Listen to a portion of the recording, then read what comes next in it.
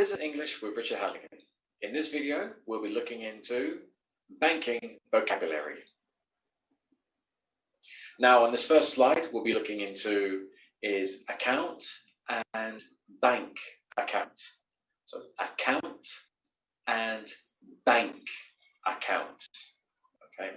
Now, these are a record or statement of financial expenditure and receipts relating to a particular period or purchase. It can also mean an arrangement made with a bank whereby one may deposit and withdraw money and in some cases be paid interest. So pretty much what this means is your account and bank account is where you put your money. It's where your money goes after you've been paid by your job, or if you put money into your account as well, and you can also take money out at any time you want. And plus also when it comes to receiving a receipt, you also get a statement to say how much you had and how much you have spent and where you have spent it. This next word is deposit. Deposit. Now, deposit is normally a sum of money placed or kept in a bank account. It could also mean a sum payable as a first installment on the purchase of something or as a pledge for a contract, the balance being payable later. Now, normally, what this is trying to say is that when it comes to a deposit, is that you are putting money back into your account, or if somebody has given you money, i.e., for a job, or somebody was giving you money for like a birthday gift or something, or a wedding gift, you put that money into your bank account, and for you to do that, you have to deposit the money. Loan. Loan. Now, for a loan, it's a thing that you borrowed, especially a sum of money that is expected to be paid back with a certain amount of interest. Or, normally, as we always say, is you lend a sum of money or item or property. Yeah, loan pretty much is when you actually give money to another person, and sooner or later, you will receive that money back. Normally, we always use loan for when it comes to money you borrow from the bank. But if you're giving money to another person, normally we would say that you borrowed the money or you lend the money. This next one, mortgage. Mortgage. Mortgage. Now, for a mortgage, this is a legal agreement by which a bank or other creditor or creditors lend money at interest in exchange for taking title of the debtor's property, with the condition that the conveyance of title becomes void upon the payment of the debt. So in translation, it means that if you want to purchase some property, pretty much when you want to buy a house, or you want to build some property like as I said before, like a house or some apartments, or if you want to buy like your first house and you don't have enough money, normally what you would go to the bank and they will arrange a mortgage for you. So it's almost pretty much like a loan, I guess you could say. And but of course you actually have a much longer period of time to pay back the mortgage, and usually you have to pay a certain amount either per month or per year. It depends on what agreement you have with the bank or with whoever is giving you the money. And once everything is all paid off, the property belongs to you. So no matter what happens, once that money is all paid for, it's yours, and you can do whatever you want with it. Interest rates. Interest rates. Interest rates. Now, for interest rates, it is the proportion of a loan that is charged as interest to the borrower, typically expressed as an annual percentage of the loan outstanding. Of course, now what this actually means is that when you have borrowed money from like the bank or from another person, the longer you wait to pay back, there's usually an interest rate where they add an extra payment that you have to pay for. even if it's like a loan from the bank or student loans. Now, with student loans, this happens a lot with student loans. Not only are you trying to pay back the money you used when you did your course, but there's also an extra payment as well that you have to pay to, to pay back to the person or people that had given you the money. And normally, when you are paying something back, you're always paying the interest first, rather than the actual loan itself. So if you are going to get a loan or any type of mortgage, check out the interest rates and see how much you will be paying back. Different banks will probably offer you different different rates. So always read the fine print when you are actually checking this out. On this next slide, we have saving account. Saving account. Now, a savings account is an interest-bearing deposit account held at a bank or other financial institutions. Though these accounts typically pay modest interest rates, their safety and reliability make them a great option for parking cash you want available for short-term needs. Normally, one of the first things you're always taught when you open a bank account is open a savings account. So with a savings account, you might put in like a small amount per month or per day, per week, depending how much money you have. And a lot of people leave that alone. They don't touch it. They let that money build up. So you have your normal bank account where you pay things like your rent, mortgage, shopping bills, and things to do for fun, like traveling and everything else. While the saving account is, as what we would say, is used to save it for a rainy day. Means that if in case of emergency, something's happened, like something happened to your car, something happened to you medically wise, and you don't have enough money to cover for it, you can always go into your savings account to take any amount you need to help you. Or even if you lose your job, your savings account is there with a large amount of money which you already saved up over the last couple of years, and it's there in case you need it until you need another job.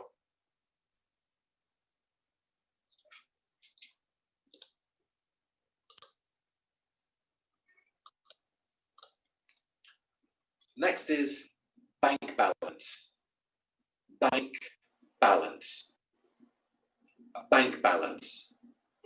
Now, bank balance is the amount of money held in a bank is actually the amount of money held in a bank account at a given moment. What this actually means is that your bank balance shows you either on the ATM machine or in a bank statement online or on paper, and it tells you how much money you have in your current account or your bank account, depending on what you want to call it. Of course, this can be someone's best friend or their worst enemy, because when you want to check your account, you're always thinking, please do I have money? Do I have money? And then you look at it and you're like, oh, thank goodness I have some money there. Of course, when you're in the red, that means when you ain't got no money left, then it becomes your worst enemy. And yeah, I think we've all been there. This next slide is bank charges. Bank charges. Bank charges. Now, bank charges, they cover all charges and fees made by a bank to their customers.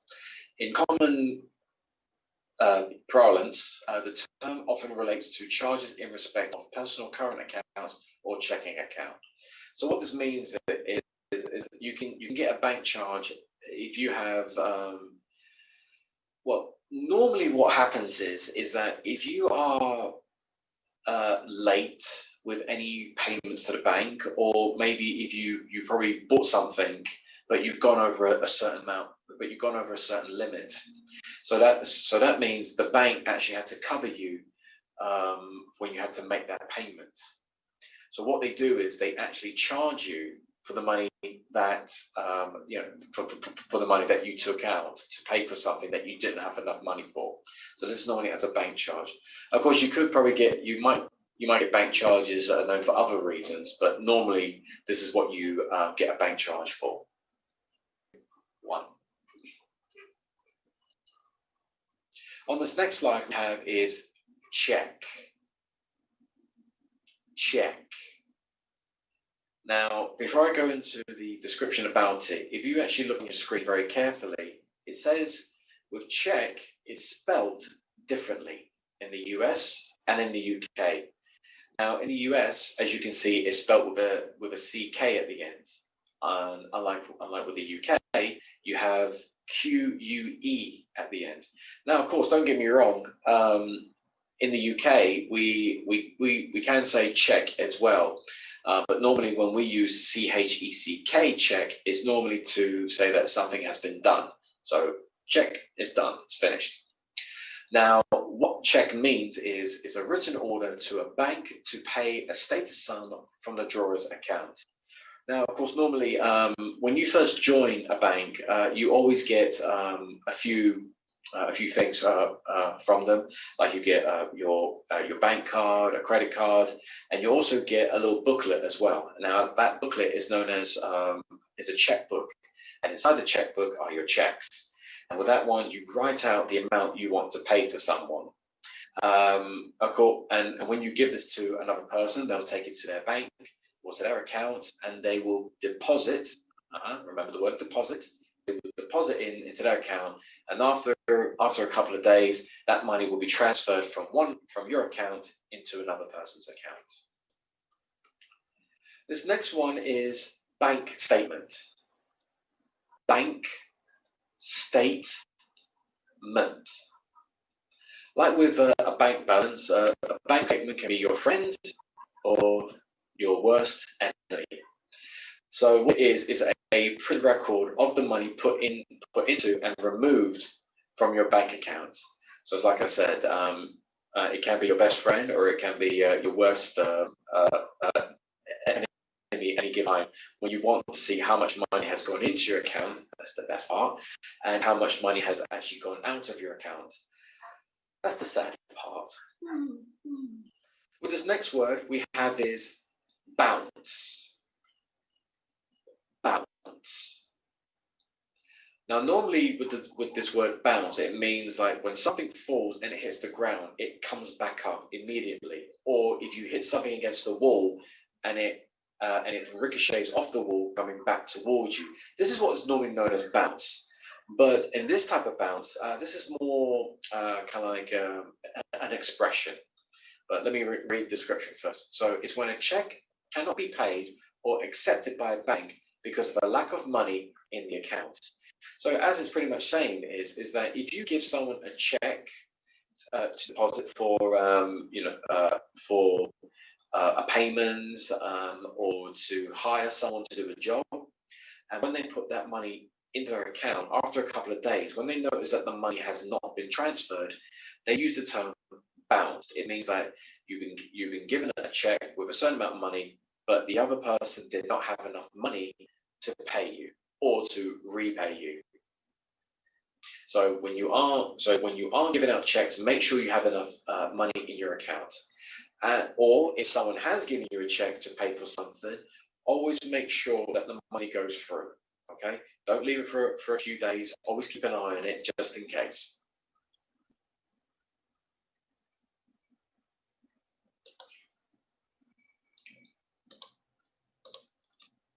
This next word we have is direct debit. Direct debit. Now, with this word, this one is pretty much universal. I think everyone knows what this is.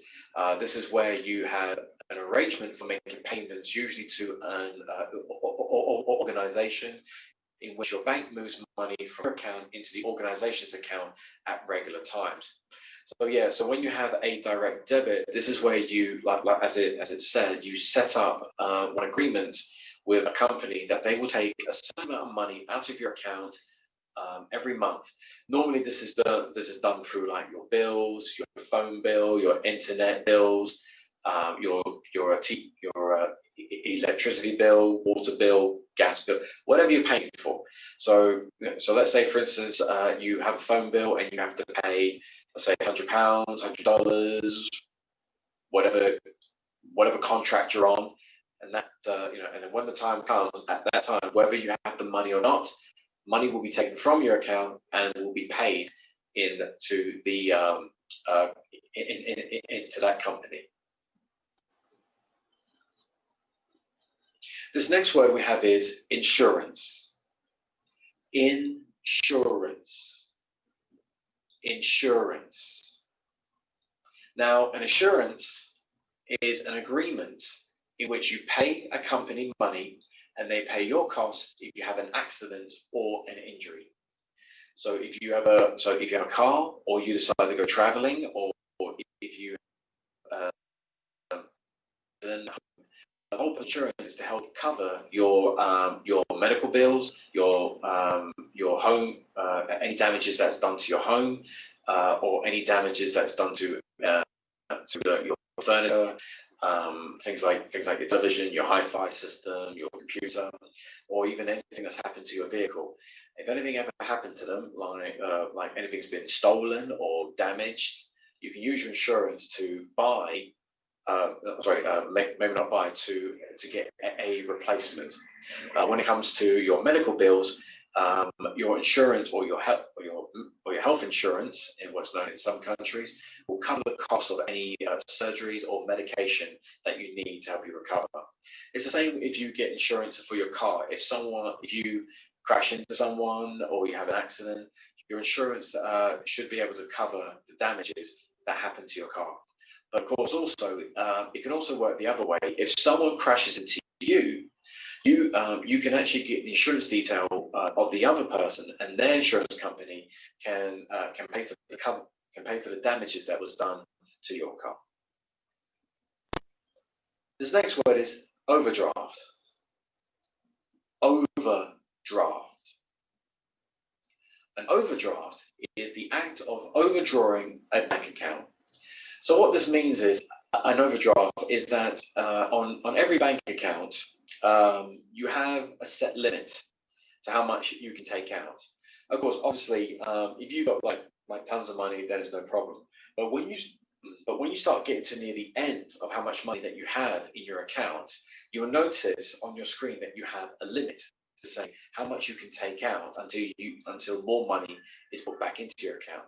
So if you got like only £10, but you need £50, what will happen is you go into your overdraft and they will take money. You take money from that, but whenever money goes back into your account, whatever money was taken from the overdraft, that will go back into the overdraft, and it is there for the next time if you happen to take money out again.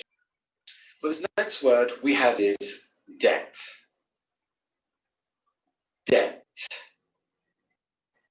Now, what a debt is, it's usually money which is owed to someone else or state of owning something.